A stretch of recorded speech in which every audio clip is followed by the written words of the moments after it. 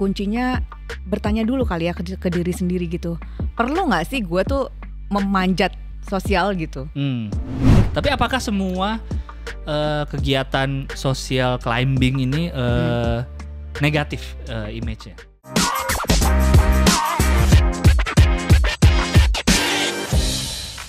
Akhirnya harus dikasih jeda emang sosmed sih, kayak detox misalnya ya sebulan sekali atau berapa, hilang 3 hari misalnya weekend gak nyentuh sama sekali gitu. Kadang-kadang saya juga pernah ada ininya kan, bisa ngatur screen time.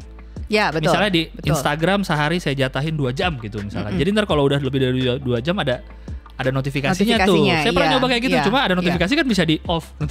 Ganggu aja notifikasi. Akhirnya lanjut buka lagi. Iya. Ya, sebenarnya kan pendewasaan diri sih. Sosial media itu adalah kita bersosial lewat online gitu kan. Itu kita kayak sekarang gitu, jujur aja nih Gilang, ketemu teman yang istilahnya yang kita klik, yang kita atau ya kenal Gilang dari zaman dulu atau gimana, ya kan susah kalau ketemu secara fisik. Iya. Kan sekarang secara sosial media kan gitu. Sebenarnya kan fungsinya tuh itu gimana kita mereplace kita interaksi secara offline jadi online karena keterbatasan gitu loh. Nah, tapi memang maknanya makin kesini ya bergeser karena pengaruhnya itu, termasuk kayak saya udah gak ngerem juga anak-anakku main sosial media atau ngelihat sosial media yang terlalu kayak gimana gitu misalnya. Iya, itu masuknya nanti ke parenting gitu. Nah, cuman balik lagi ke teman-teman yang bersosial climber ini, mungkin kuncinya bertanya dulu kali ya ke diri sendiri gitu. Perlu nggak sih gue tuh memanjat sosial gitu? Mungkin itu dulu kali ya sebelum introspeksi terus refleksi gitu. Kalau emang nggak perlu-perlu banget, dan kalau memang misalnya bisa nih dengan pendapatan yang segini, gue gaya hidupnya segini aja itu, dan gue bahagia kok gitu loh. Terus kenapa mesti harus berlomba-lomba ke sana gitu loh. Nah itu ya tadi butuh pendewasaan diri juga, tapi itu untuk sampai bisa berpikir kayak gitu ya. Susah. Tapi apakah semua kegiatan social climbing ini negatif image-nya? Kan bisa aja ada yang misalnya kayak tadi tuh dia pengen keterima ke lingkungan A gitu, dia beli sepatu yang sama misalkan, tapi di lingkungan A itu koneksinya oke nih orang-orangnya nih, dengan dia gabung ke situ dia bisa dapat deal kerjaan mungkin atau apa. Kalau kayak gitu gimana tuh? Kalau kayak gitu ya berarti itu penuh perhitungan atau gimana? Betul, tapi aku ngelihatnya kalau misalnya contohnya itu berarti investasi dalam relationship. Jadi maksudnya networking. Lebih ke networking ya. Tapi kita sebenarnya membahas ini tuh segala sesuatu yang berlebihan kan gak pas pada porsinya. Itu pasti ada punya konsekuensi. Nah, kalau motivasinya tadi ke situ, sebenarnya sih sah-sah aja, asalkan tadi jujur dalam pengaturan keuangannya itu dulu Gilang gitu loh. Jadi fondasinya tuh di situ. Nah, kalau misalnya melihat investasi secara relationship, nah terus kita mungkin lihat lagi dalam jangka waktu berapa kita harus bisa seperti itu. Dan misalnya kalau udah dapat networkingnya, terus tujuan objektifnya apa? Atau malah kebawa networking itu jadi mereka yang berteman secara mewah sosialita ini itu nah kitanya nggak bisa ngikutin. Iya benar. Nah gitu jadinya kan gitu loh. Jadi kalau di satu sisi social climber itu apakah sepenuhnya negatif? Berarti jawabannya kan enggak. Tetap ada motivasi tadi kan. Kalau kita lihat juga identitas untuk misalnya justru karena social climber ini gue harus lebih kencang lagi misalnya nyari duitnya, menekan pengeluaran. Nah itu kan berarti ada sisi positif dari sisi social climbing itu gitu ya. Nah cuman kalau misalnya tadi untuk investasi secara relationship ya itu harus dilihat lagi sih, karena balik-baliknya pengaturan keuangan itu sih yang dasarnya itu harus paling enggak tuh mau bersosial climber gitu, mau bersosial climbing punya utang nggak sih gitu. Itu yang penting ya. Iya. Atau utang yang kemarin udah selesai belum? Itu gitu. Udah mau ngutang lagi. Itu dulu gitu.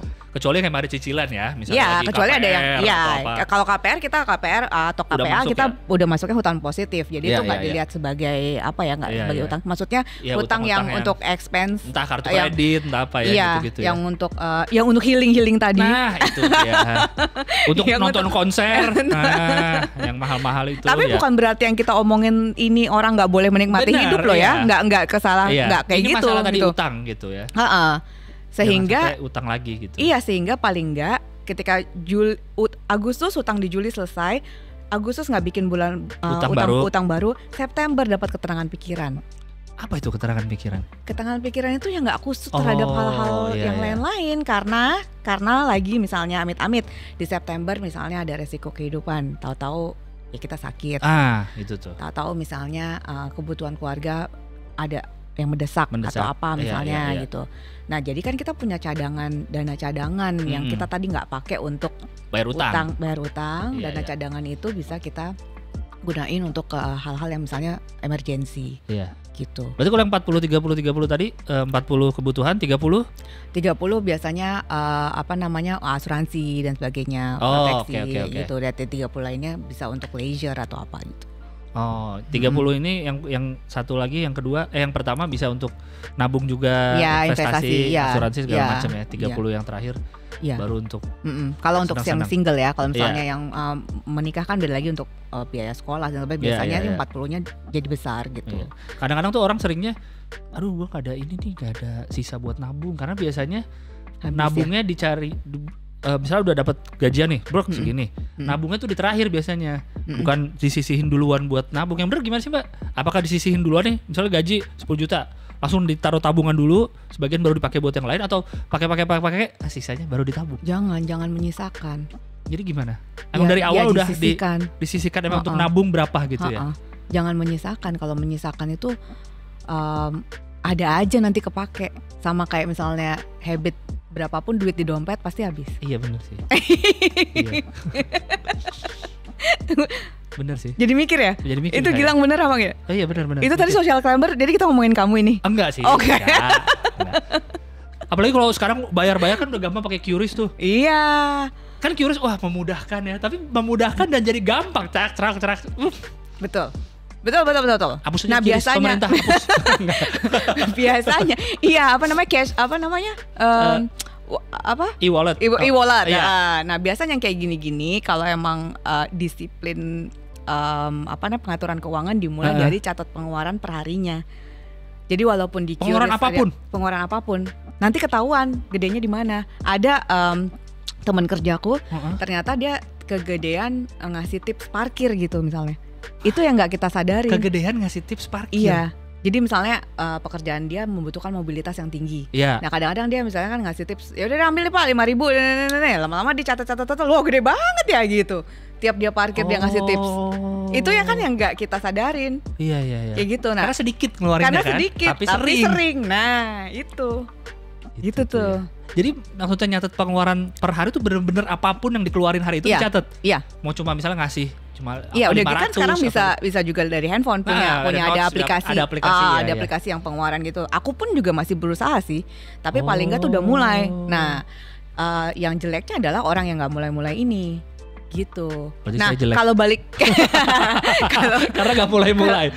Kalau baliknya dari topik kita ini gitu. Ya social climber mungkin nggak punya habit ini. Kalau dia punya habit ini, dia pasti nggak akan jadi social climber. Karena pasti mikir ya. Karena pasti mikir, gitu. Karena yang dia pendapatan yang dia terima, kan dia pasti dia untuk menggebu-gebu memenuhi keinginannya untuk beli sesuatu. Ya bodoh-bodoh dia catat pengeluaran dong. Bener nggak? Padahal sebenarnya kalau basic nih misalnya, ya pendapatan berapa, pengeluaran berapa kita catat dulu.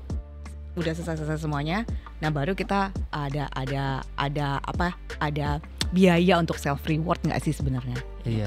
Itu sebenarnya suatu yang simple, tapi susah dilakuin. Karena saya pribadi nih, Mbak ya, kayak udah sempat mikir ada teman juga gitu yang rajin banget semua dicatetin, keluarin apapun. Saya udah mikir, kayaknya emang bagus kayak gitu. Cuma pikir-pikir takut juga ya, kayak takut ternyata selama ini boros di sini gitu. Jadi ada perasaan kayak orang mau cek lah. Reality sucks. Betul.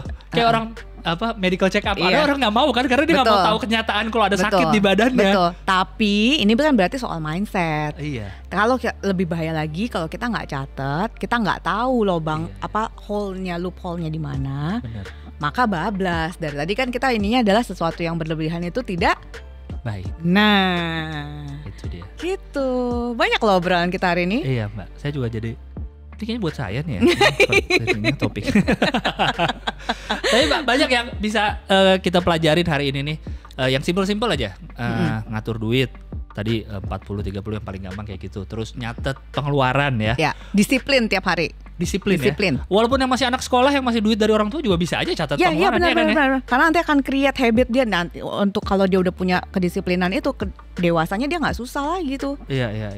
Itu nyatet pengeluaran sekecil apapun. Mulai nyatet. Oh ya, mulai. Percuma saya bilang tapi saya habis ini pulang saya mulai Pak, benar. Catat keuangan. Keluar dari studio ini lo bayar parkir kan? Iya. Iya kan? Nah iya, di situ ya? Lo catat langsung. Abis lo catat lo WA gue ya.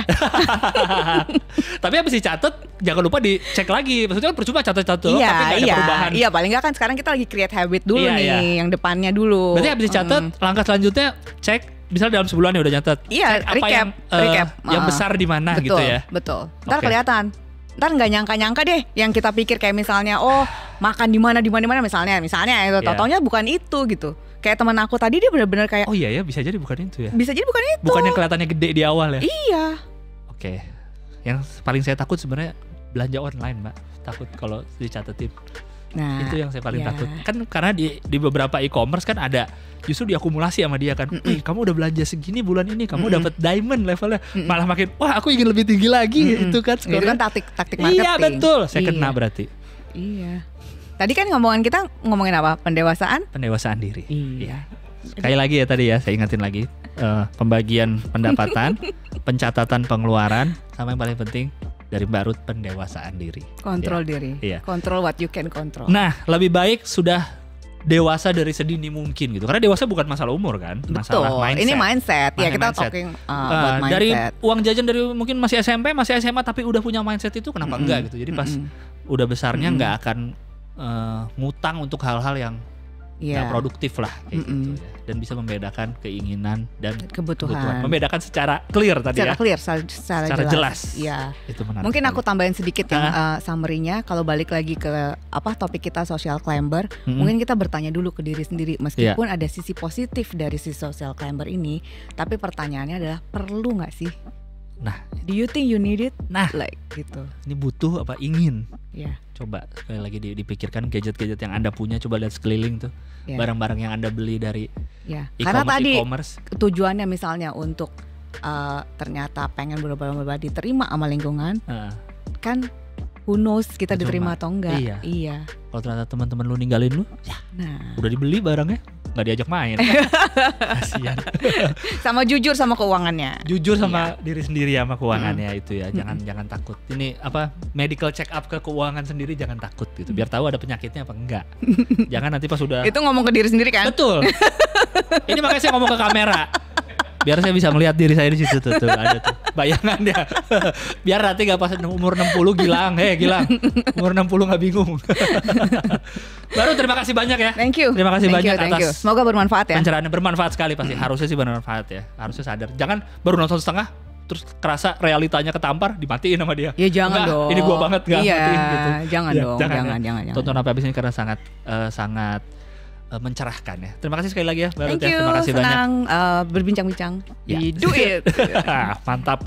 Kalau teman-teman Bala Duit punya pertanyaan seputar keuangan, investasi, proteksi apapun gitu ya, bisa langsung tanya aja ke Twitter dan Instagram kami di @doit_metro_tv ya. Dan jangan lupa juga untuk like, subscribe channel ini, di-share video ini sebanyak-banyaknya di channel Manulife Indonesia dan juga kunjungin website Manulife Indonesia. Tetap jaga kesehatan semua. Sampai jumpa Bala Duit di episode berikutnya. Dadah. Dah.